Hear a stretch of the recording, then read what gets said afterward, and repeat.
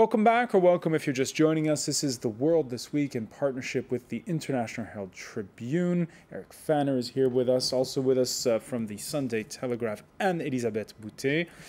Celestine Bolen is also with us, and Stefan de Vries of RTL4 in the Netherlands. Before we move on, just a couple of your comments regarding the situation in Europe after that crucial summit on Thursday. Don from Montreal says what we have is a lot more money being thrown at Greece and a rather fuzzy voluntary involvement of the private sector. I wonder what the various countries had to offer the banks to partake in this, but we will not know if it's a success until it's shown that Greece can pull itself up by its bootstraps. Katya says, I think the EU summit was just a breather for now. Then we're all going to be panting again with the worst economic crisis. That was on Twitter. Speaking of Twitter, our own Douglas Herbert from the International Affairs Desk this morning said, take note, when Obama needed to call Europe earlier in the week to talk debt crisis, he dialed Angela Merkel. Sorry, Nicolas. So that definitely interesting points there regarding that summit. And again, a story that's not going to go away. A story that's not going to go away either, by the way, is that you can find on the front page of The Economist this week, where it shows Rupert Murdoch. And there's the headline, Last of the Moguls. And it's interesting because there was still a certain aura when the 80-year-old Rupert Murdoch seated himself beside his son James to answer questions in the UK Parliament on Tuesday. Amended that. Of the News of the World newspaper. Before you get to that, I would just like to say one sentence. This is the most humble day of my life. Okay, thank you. The most humble day of his life. It may have been the most humble day of his life, but it seems as though, as well, there was a lot of selective amnesia that ensued, Anne-Elisabeth Moutet. Well, it's actually, I think there was more selective amnesia when his chief executive, Rebecca Brooks, was just testifying that same day in front of Parliament. It's very obvious that you have this man who is still, by all accounts, including his biographers, very sharp.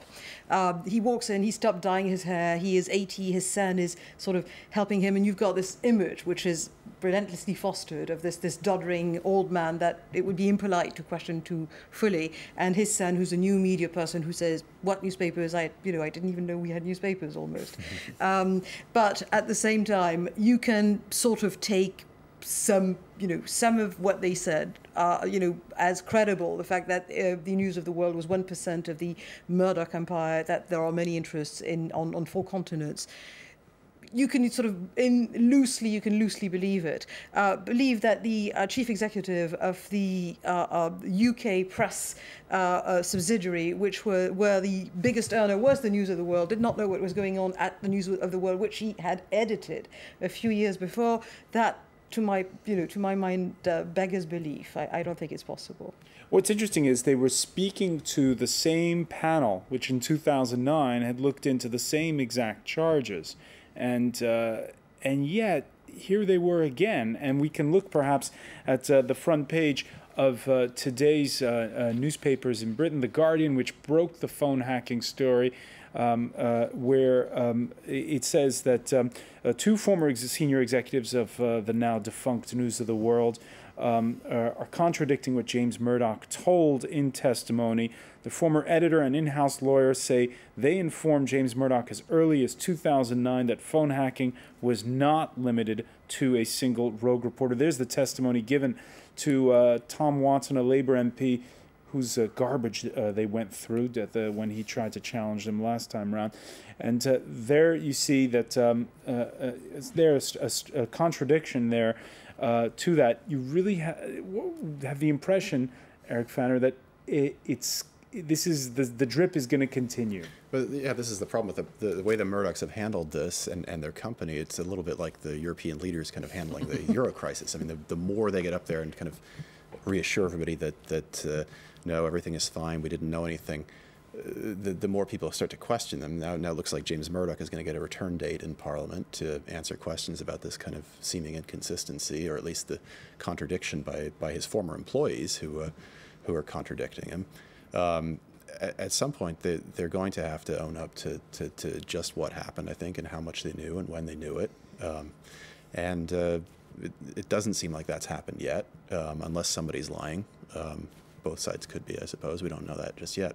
But that's the problem. Until they do that, this thing is going to keep going. The front pages, I mean, the rivals like The Guardian obviously are eager to pursue this as long as they can, and so that we're going to keep seeing headlines for them. And it's not just The Guardian, and Elisabeth Moutet will not disagree with me that the Daily Telegraph has also been very strong on this story. And an allusion to the heckler, by the way, who disrupted the hearing by trying to throw a pie at Murdoch. There was the front page the following day. That was Wednesday.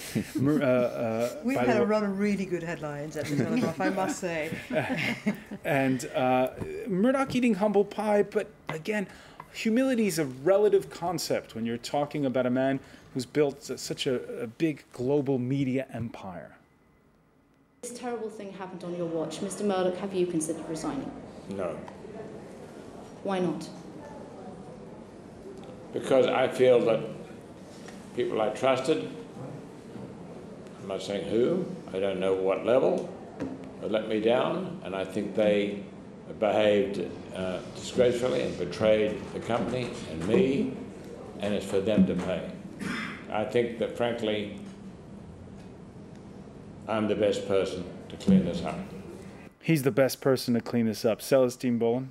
Well, I mean, I think, the cover of The Economist that you were pointing out suggests that not very many people agree with him. I mean, at the end of the day, this may be the end of Murdoch, and that's not a bad thing in the sense that just even as he speaks, he says, he let me down. No, wait a minute. I mean, let readers down, let the company down.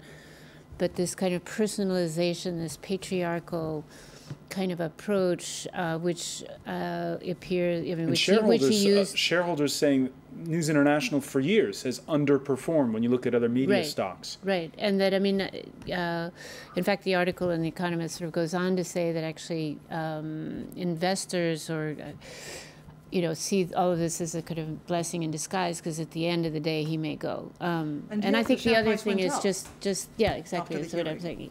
But the thing is, I think it's also the personalization, again, the media baron, the media mogul, the man who walks in through the back door at Downing Street. That day is over. He's becoming a kind of a...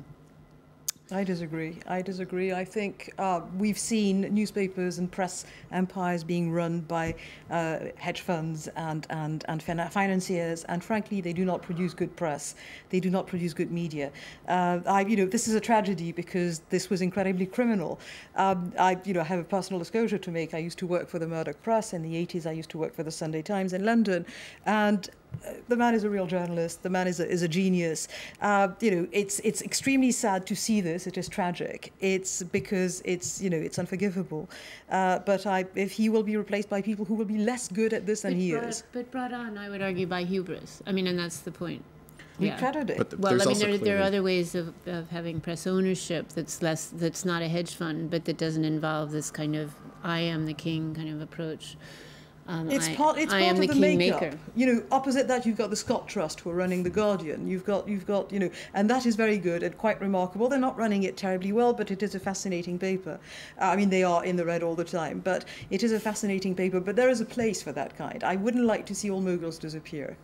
Not everything should be run by moguls, but I could argue that Murdoch made it possible for other newspapers, including newspapers that are now attacking him, to exist in Britain, such as The Independent, because without what he did when he killed the print unions and he stopped their stranglehold on press finance in the mid-'80s, and I was there in the middle, so I remember this very strongly, papers like The Independent would not have come out and existed. So in many ways, we have to acknowledge that kind of achievement at the same time that we look at possibly its demise right now. There's clearly a strategy here on the part of Murdoch, who one shouldn't underestimate at any point, even at 80 years old, to kind of ride this out as long as you can. At some point, this is potentially going to turn into a broader scandal for Fleet Street more widely. And at the end of the day, the prize is broadcast. It's no longer print media. Well, right. I mean, they've had to give up on the B Sky B deal, in the short term at least. You never know, that could come back. Murdoch could revive it if he becomes 81 or 82. And that's, as he said, News of the World was 1% of the company. B-Sky B, I mean, even now is effectively controlled by News Corporation. But if these allegations of a black ops unit at Fox News prove to be true, will that be the final nail in the coffin? We'll have to see. I mean, obviously, that's not the only potential threat in the U.S. There's subpoenas going out apparently on the phone hacking as well. So I think foreign corrupt practices. That's right. Yeah. Which is an interesting approach that the Americans are saying. You know, they bribe the police, and therefore it's through this rather odd and one wouldn't think appropriate angle, but that the Americans are getting involved. And anything that happens in the States is going to affect the share price probably a lot more dramatically than anything that happens in the UK. Now, by the way, it wasn't just Rupert Murdoch that faced the music this week. David Cameron cutting short a scheduled trip to Africa to answer charges. His defense, to remind his peers that Murdoch was just as cozy with the likes of Tony Blair and Gordon Brown. Whereas Rebekah Brooks was invited 6 times a year to number 10 Downing Street under both the former Prime Ministers, she hasn't been invited to number 10 Downing Street by me. Now, of course, I have set out the great contrast. The great contrast is I have set out all of the contacts and meetings that I've had in complete contrast to the party opposite. And I can say this to the honourable gentleman: I've never held a slumber party or seen her in her pyjamas. Stefan de Vries, we've talked about the impact that this whole scandal is going to have on the media. What about on politics? Yeah, I find it all very fascinating. I mean, every summer we have like a summer TV series, and I think that we had DSK, that became boring, although it becomes interesting again right now. But now we have this. Switch till next court date. Yes, exactly. I watched the hearings this week with a lot of fascination, and I wonder when the Rupert Murdoch's wife will be cast in the next James Bond film. But that's a whole different debate. It will have an impact on especially the relations between the media and politics. A positive or a negative one? Well, it depends on how you stand in the world. I mean, I think a positive one, because it will become more healthy, or I hope so. I mean, in France, the relations between the press and the politics are very, well, how do you say it? Cozy. Well, yeah, cozy, Sarkozy, as well. And I had to have a lot of respect for the British press compared to the French press, because it's a country that produces the best newspapers in the world, but also the worst newspapers in the world. And actually, I'm quite surprised by the fact that the relations between politics and press are so intimate as they are in France, which I don't have a very high esteem of. So I will follow this with a lot of interest. You know, I'd like to quote a French politician about the Murdoch press in the early 90s, when there was the campaigning leading up to the Maastricht Treaty. And The Sun, which is the daily newspaper sister to the now defunct News of the World, had a huge front page headline that said on all the front page, "Up yours, Delors." Yeah. And they said, you know, Sun readers, gather on the cliffs of Dover, and if we all shout it out together, the French will hear it. Which was a bit of a joke, because nobody takes this entirely seriously. You must not take the tabloids entirely seriously. Everybody knows it's a bit of a laugh. Anyway, I had occasion to interview Delors shortly after that, and I said, "Monsieur Delors, what do you think of this?" And he said, "You know, Britain is the only country that has had a popular grassroots debate on European policy, and everywhere else it's just been imposed from above. So actually, I think it's very healthy." And I thought, you know, kudos to Delors, because he got the point. Now, earlier we talked about, speaking of Delors, we talked about the summit in Brussels. The French are used to summits in July. And even though no Frenchman has won the Tour de France since 1985, and it's not going to happen again this year, still one of their own wore the overall leader's yellow jersey for 10 days with suspense till the end. Favorites without an armada of teammates to tow them up the mountains. Riders who go up big climbs 3 minutes slower than they did a decade ago. Eric Fanner, you had the privilege of covering the Tour this year. 3 questions. Is there a Santa Claus? Is there an Easter Bunny? And can I believe in cycling again? Well, certainly the 10-day run that Tommy Voeckler has had would there certainly are whisperings that maybe you should be believing in it because of his performance, of it unexpected that he would do so well. On the other hand, now in the last few days, he's obviously today lost the yellow jersey. Some of the favorites have come back. Is it a cleaner sport? I would certainly, I don't have the history with it necessarily to know exactly what was going on.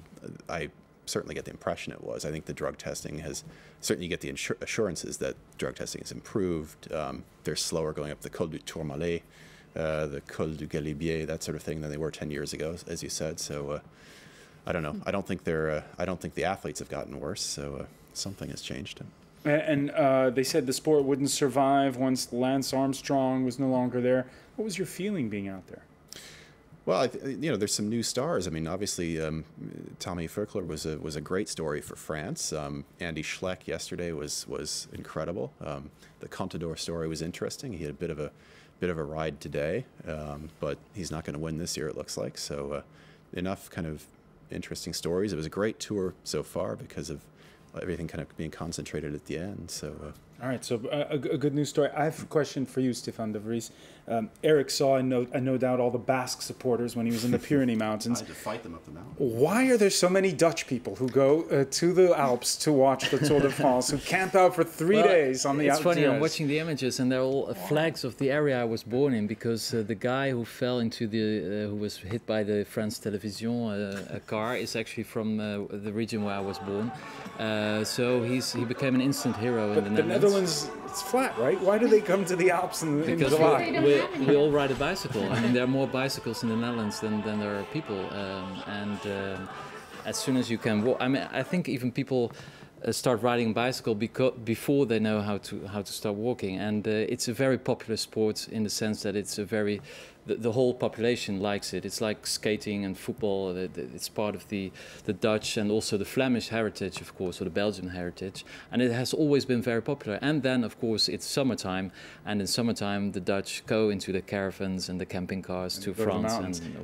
We're almost out of time. Just in a word, Anne-Elisabeth, when you go to Britain, do you find yourself having to explain why the French watch a cycling race on TV? I do this for a living all the time at the Telegraph. So, no, it's fun. Okay, I want to thank you, Anne-Elisabeth. I want to thank Stefan de Vries, Celestine Bolen, and Eric Fanner for joining us. I want to thank you for being with us for The World This Week.